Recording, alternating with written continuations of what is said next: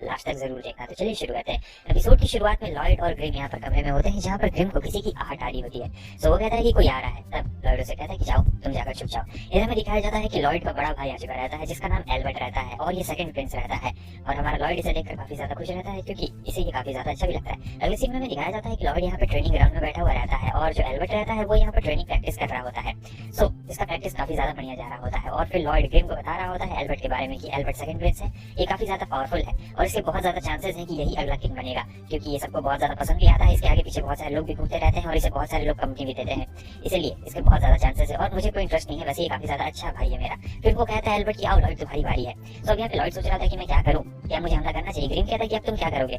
तब लॉयड उसे कहता है कि रुको मैं अपना तुम्हें जलवा दिखाता हूँ, मैं टारगेट को डायरेक्टली ब्लास्ट तो नहीं करूंगा, मैं सबको नहीं दिखाऊंगा कि मैं कितना ज्यादा पावरफुल हूँ, लेकिन मैं एक चीज जरूर करूंगा, कुछ कॉम्बिनेशन में ट्राई करके देखता हूँ। तो यहाँ पर वो छोटा सा फायरबॉल बनाता है और फेंकता है और वो फायरबॉल बिल्कुल जंपिंग बॉल की तरह एक टारगेट से दूसरे टारगेट को बस हिट करते हुए जा रहा होता है, टारगेट को जला नहीं रहा होता है, जो कि किसी बाउंसिंग बॉल जैसा लग रहा होता है। और फिर यहाँ पर एक जो पीछे मेट रहता है वो कहता है कि हाँ आपके टारगेट तो खत्म नहीं हुए, वो तो सिर्फ इधर उधर जा रहे हैं। और ग्रिम सोच रहा था कितना बड़ा बेवकूफ है, इसने देखा नहीं वो उसने एक ही बार में अपनी पावर को कंट्रोल किया है और इधर इसे भी कुछ फर्क नहीं पड़ रहा था, ये भी सोच रहा था कौन कौन से कॉम्बिनेशन इस्तेमाल करूं। और एल्बर्ट उधर कहता है कि ठीक है लॉयड मैं थोड़ा सा ब्रेक लेने के लिए जा रहा हूं, तो तुम अपना ट्रेनिंग अगर जारी रखना चाहते हो तो जारी रखो। तो वो वहां चला गया रहता है। लॉयड बहुत ज्यादा खुश रहता है और ग्रिम को बता रहा होता है कि मैं नए नए टेक्निक्स के बारे में सोच रहा था और उसे इस्तेमाल करने का वक्त भी आ चुका है, मैं तो कब से इसी का इंतजार कर रहा था, पूरी जगह खाली है। तो ग्रिम कहता है क्या इस्तेमाल करना चाहते हो। तभी बताता है मैं तुम्हारे डुअल इनकार्नेशन इस्तेमाल करना चाहता हूँ। ये सुनने के बाद तो ग्रिम एकदम हैरान हो जाता है और कह रहा होता है मगर ये तो काफी ज्यादा मुश्किल है।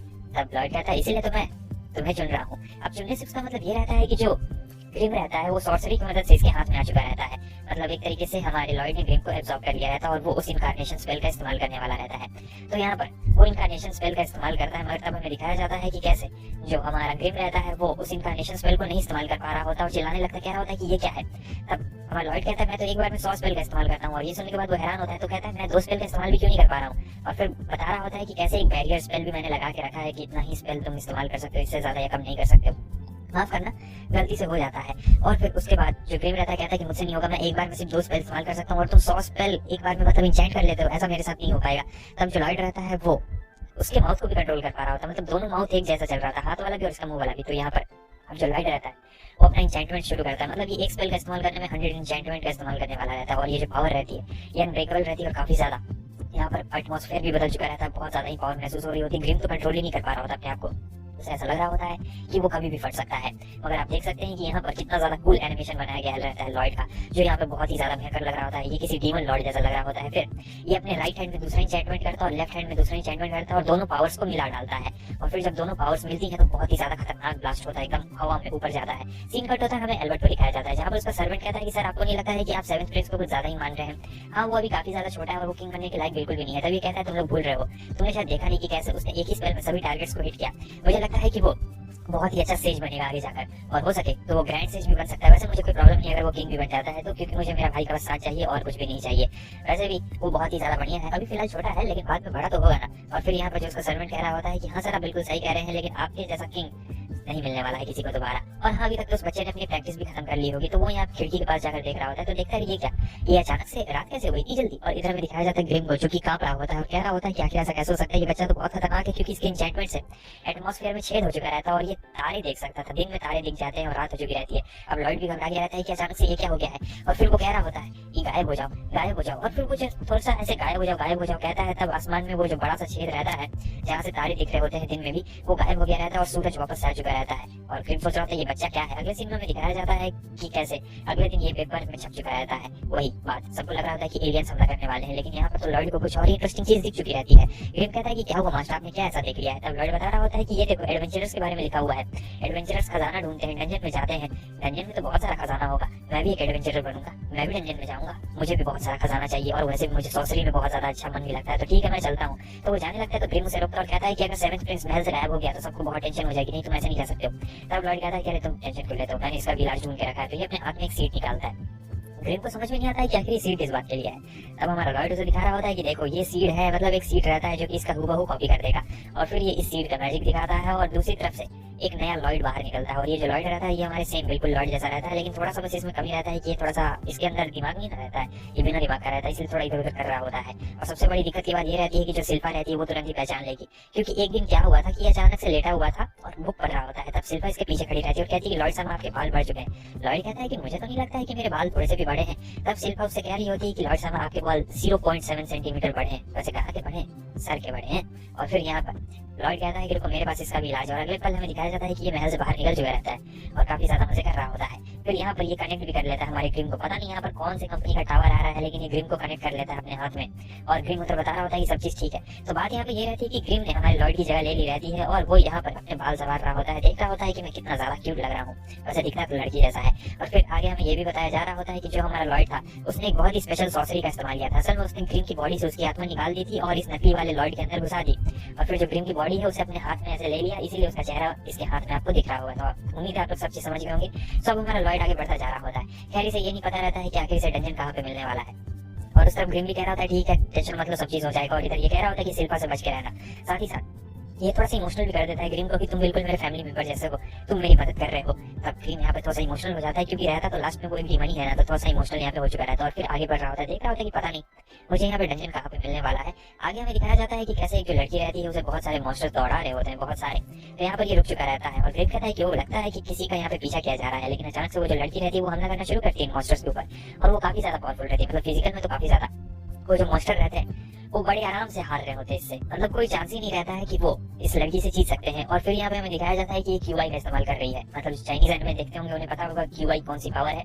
तो यहाँ पर वो क्यूआई का इस्तेमाल करते हैं और पीछे मार्शल आर्टिस्ट लिखा हुआ हमें दिखाया जाता है। और दूर से हमारा लॉर्ड भी समझ चुका रहता है कि कैसे ये एक सॉर्सरर नहीं है और ये एक मार्शल आर्टिस्ट है, ये क्यूआई का इस्तेमाल कर रही है। और फिर यहाँ पे ये लड़की जीत जाती है और कह रही होती है तुम लोग कभी मुझे हरा नहीं सकते हो और मुझे हराने के लिए तुम्हें 100 जन्म लेने पड़ेंगे, समझे मॉन्स्टर्स कहीं के। तो ये दूर से ही देख रहा होता है और बता रहा होता है ग्रिम को क्यूआई के बारे में कि इसमें आपको ब्रीथिंग टेक्निक पे काम करना रहता है। और ये जो लड़की रहती है देख लेती है हमारे लॉर्ड को, मतलब सेंस कर लेती है और कह रही होती है चलो नीचे उतरो। लॉर्ड पीछे छुप चुका रहता है। अब यहाँ पर वो देख रही होती है और ये लोग सोच रहे होते हैं कि अब हमें क्या करना चाहिए, हमें कुछ ना कुछ तो करना चाहिए। लॉर्ड कहता है मुझे बाहर निकल जाना चाहिए। तब ग्रिम कहता है अगर तुम बाहर निकल गए तो वो समझ जाएगी कि तुम प्रिंस हो, क्योंकि प्रिंस को सब लोग जानते हैं, तुम्हें नहीं निकलना चाहिए। सो अब यहाँ पे ये लड़की इंतजार करते करते बोर हो चुकी रहती है और कह रही होती है तुम बाहर नहीं आ रहे हो, इसका मतलब सिर्फ एक ही है कि तुम दोस्त नहीं तुम दुश्मन हो। और काफी तेजी के साथ लॉर्ड की तरफ आगे बढ़ना शुरू कर देती है। अब यहाँ पे ये दोनों घबरा चुके रहते हैं कि अब हमें क्या करना चाहिए, अब हमें क्या करना चाहिए। लेकिन अचानक से वो छलांग मारती है और पीछे निकल चुकी रहती है और कह रही होती है कि अपने आप को तैयार कर लो।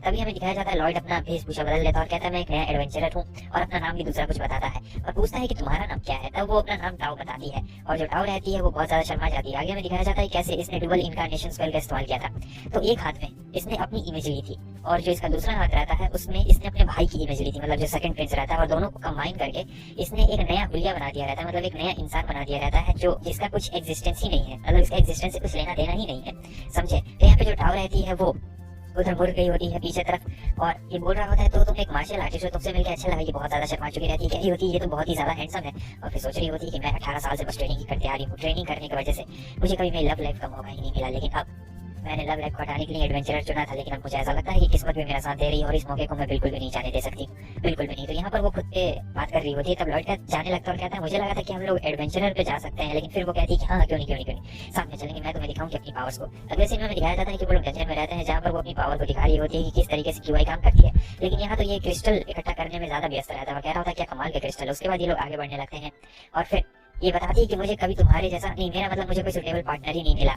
और फिर यहाँ पर ये लोग बैठे हुए रहते हैं। वो पूछता है इससे क्यूआई के बारे में, वो कहती है तो तुम्हें पता चल गया मैं किस तरीके पावर का इस्तेमाल करती हूँ। वैसे यहाँ पर बहुत सारे लोगों को नहीं पता है मेरी पावर्स के बारे में, लेकिन तुम्हें पता है, इसका मतलब तुम इसके बारे में थोड़ा सा जानते हो। तो वो बता रही होती है कि इसमें तुम्हें कैसे अपनी ब्रीथिंग टेक्निक पे कंट्रोल करना है, मतलब ब्रीथिंग टेक्निक पे कंट्रोल कर लोगे तो तुम आराम से क्यूआई का इस्तेमाल कर सकते हो। तो यहाँ पर वो उसे बता रही होती है और वो जब बता रही होती है तब ये ब्रीथिंग टेक्निक का इस्तेमाल कर रहा होता है। सो वो देख रही होती है टाओ कि कैसे ये यहाँ पे ब्रीथिंग टेक्निक का इस्तेमाल कर रहा होता है। और धीरे धीरे हमें ये भी दिखाया जाता है कि कैसे ये ब्रीथिंग टेक्निक का इस्तेमाल कर लेता है, धीरे धीरे बाहर निकल रहा होता है। लेकिन अचानक से इसके फेफड़ों में दर्द होने लगता है और फिर इसे उल्टी जैसा लगता है, तो ये बीच में ही रुक चुका रहता है। टाओ खड़ी हो जाती है देखने के लिए, कह रही होती है तुम ठीक तो हो ना, तुमने अभी अभी क्यूआई का इस्तेमाल किया क्यों, है ना। खैर वो कहता है कि मैं तुम्हारे जैसा इस्तेमाल करने की कोशिश कर रहा था। वो कहती है कि नहीं तुम्हें धीरे धीरे करना पड़ेगा, अगर तुम मेरे जैसा करोगे तो तुम्हें ऐसा लगेगा कि तुम्हारे फेफड़े चल गए हैं, इसलिए तुम्हें धीरे धीरे शुरू करनी पड़ेगी। और इधर ग्रिम भी देख रहा होता है, सोच रहा होता है कि मैं भी ये पावर महसूस कर सकता हूँ जो इसके अंदर है। तो यहाँ पे थोड़ी देर के लिए ये लोग बातें कर रहे होते हैं और फिर वो क्यूआई के बारे में और भी ज्यादा कुछ बता रही होती है, कह रही होती है कि रुको मैं तुम्हें दिखाती हूँ और किस तरीके से पावर इस्तेमाल की जाती है। तो सीन कट होता है, हमें ग्रिम को दिखाया जाता है जो सोच रहा था ये बच्चा कितना ज्यादा भूखा है, मतलब यहाँ पे इसकी इतनी लग्जरियस लाइफ और फिर भी इतनी अच्छी लाइफ को छोड़कर वहाँ बताओ वो जीने मरने के लिए जा रहा है। तभी पीछे दिखाया जाता है कि शिल्पा आ चुकी रहती है। शिल्पा आगे रहती है तो इसे देखकर हमारा ग्रिम भी डर चुका रहता है। वैसे शिल्पा सच बोलूं तो वैफू हो सकती है इस एनिमे की, अभी आगे देखा जाएगा। सीन कट होता है और हमें दिखाया जाता है टाओ को। तो टाओ यहाँ पर उसे अपनी स्पेशल पावर्स दिखा रही होती है कि क्यूआई से वो और भी किस किस तरीके के हमले कर सकती है। और हमारा जो लॉयड रहता है वो भी इस हमले में बहुत ही इंटरेस्टेड रहता है, कह रहा होता है कि अच्छा ये बात है। और फिर वो बताती है कि देखो हमने बॉस को हरा दिया तो हम लोग उस चेस्ट को खोल सकते हैं, चलो उसके पास चलते हैं। तो उस चेस्ट के पास जाने के बाद लॉयड बहुत ही ज्यादा क्यूरियस होता है कि आखिर इसके अंदर क्या होने वाला है, बहुत ही ज्यादा मजा आने वाला है। और वो काफी गौर से भी देख रहा होता है और ब्रीथिंग टेक्निक का भी इस्तेमाल कर रहा होता है धीरे धीरे। ये देखने के बाद जो टावर रहती है वो बहुत ज्यादा खुश हो जाती है और कह रही होती है कि फाइनली लगता है किस्मत ने हमें साथ मिला दिया है, अब ना मजा आने वाला है, अब बहुत ज्यादा मजा आएगा। मैं अपने मास्टर के पास जाऊंगी और उन्हें इसके बारे में बताऊंगी, काफी मजा आएगा। और जैसे वो लोग चेस्ट खोलते हैं यानी टाओ चेस्ट को खोलती है, लॉयड देखता है कि उसके अंदर से हमला आ रहा होता है और वो तुरंत ही टाओ को पकड़ के साइड में ले लेता है।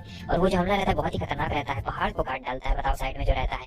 और टाओ भी देखे हैरान हो जाती है कि आखिर ये सब अचानक से क्या हुआ। फिर हमें दिखाया जाता है कि उस चेस्ट के अंदर से एक बड़ा ही अजीब सा प्राणी बाहर निकलता है जिसे लीच कहा जाता है। और ये जो लीच रहता है ये बॉस का भी बॉस रहता है और जो हमारा लॉयड रहता है वो बहुत खुश रहता है, कह रही है क्या है।